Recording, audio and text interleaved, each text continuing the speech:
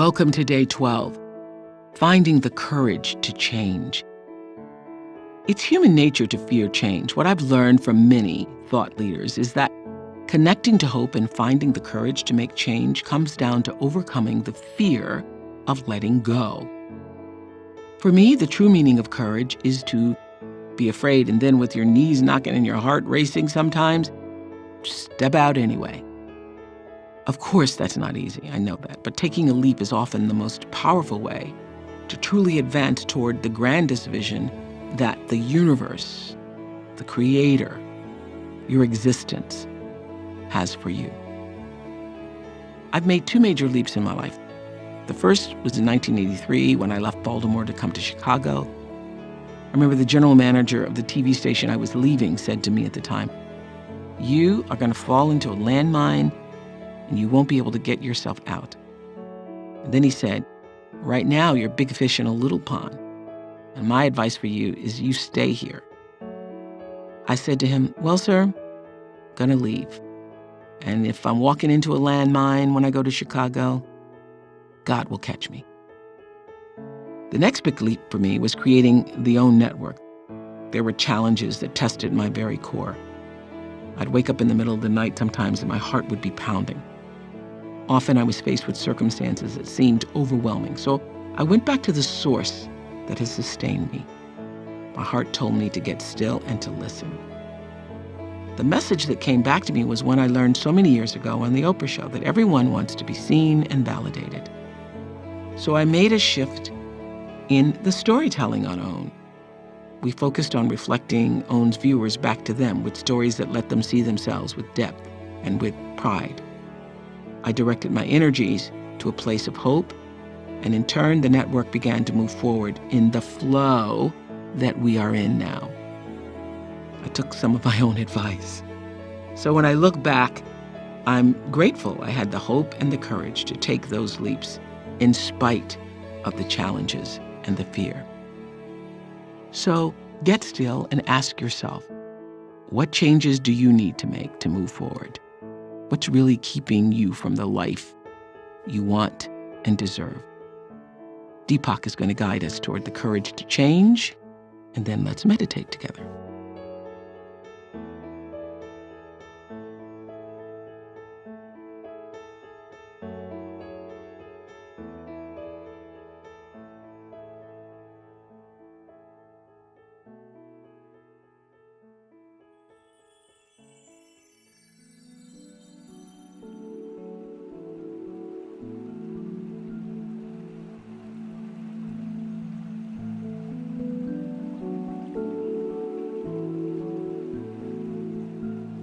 For many people, change is threatening.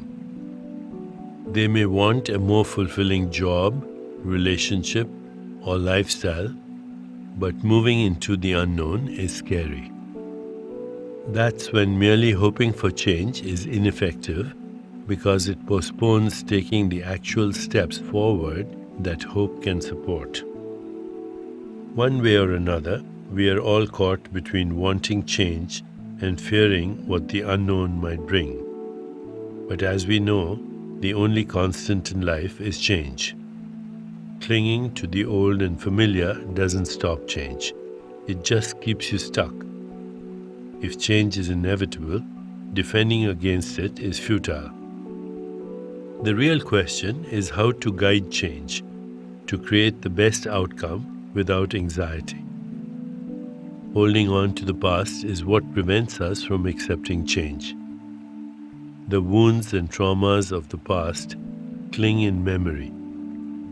The most self-defeating ones are unconscious habits, conditioning, beliefs and traumas that sank in so deep they became part of our everyday self.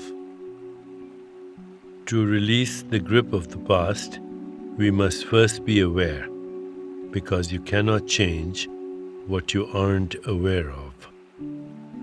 Self-awareness means that you consciously witness something from your past that has become ingrained. Without judgment, you say, "I no longer need this. I'm a different person now." The noticing comes first. If you find yourself reacting negatively to any person or situation, stop and look inside. Is this reaction of anxiety, anger, worry, distaste, or distress something you've seen before? Are you saying and doing things that keep repeating themselves in a regular pattern? This is the past coming up to claim the present. When you say inside, I no longer need this, you are reclaiming the present moment. You don't need to force a new response. Instead, let this moment of self-awareness sink in. Be quiet and easy with yourself. By noticing and being aware without judgment, you give your mind permission to do what it wants to do, which is to settle down into a baseline of open, quiet, non-judgmental awareness. By preferring to remain in the core of your being, you release the past and its imprints. Then change happens as part of the flow of life, without threat or anxiety. As we prepare to meditate together, let's take a moment to consider our centering thought. Hope tells me anything can be transformed. Hope tells me anything can be transformed. Now let's prepare for our meditation.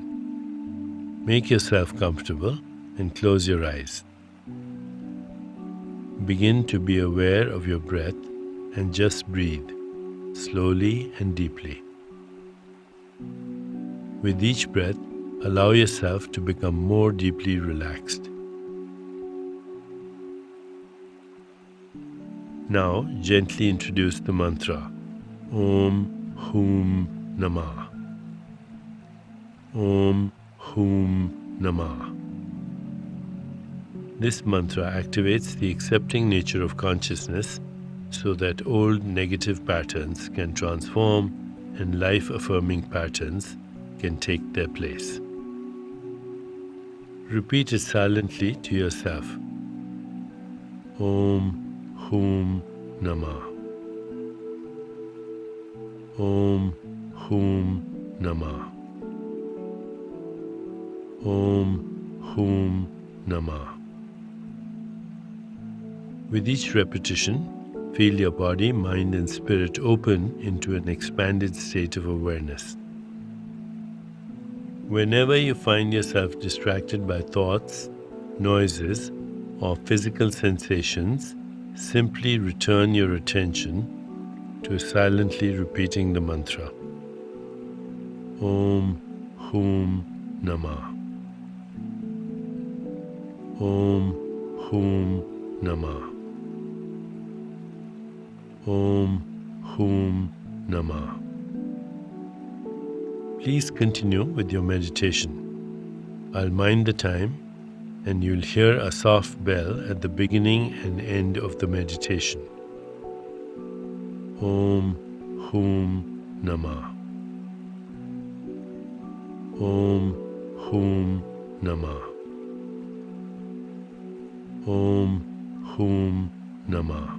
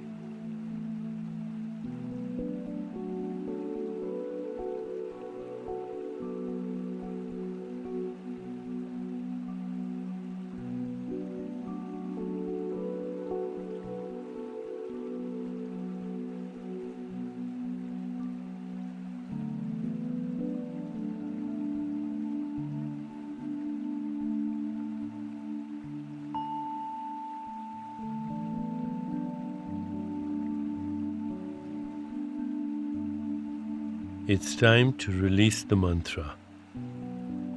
Continue to sit restfully, inhaling and exhaling slowly.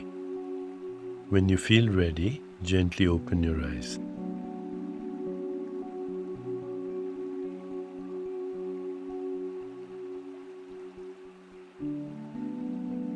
As you continue with your day, contemplate this centering thought. Hope tells me anything can be transformed. Hope tells me anything can be transformed. Namaste.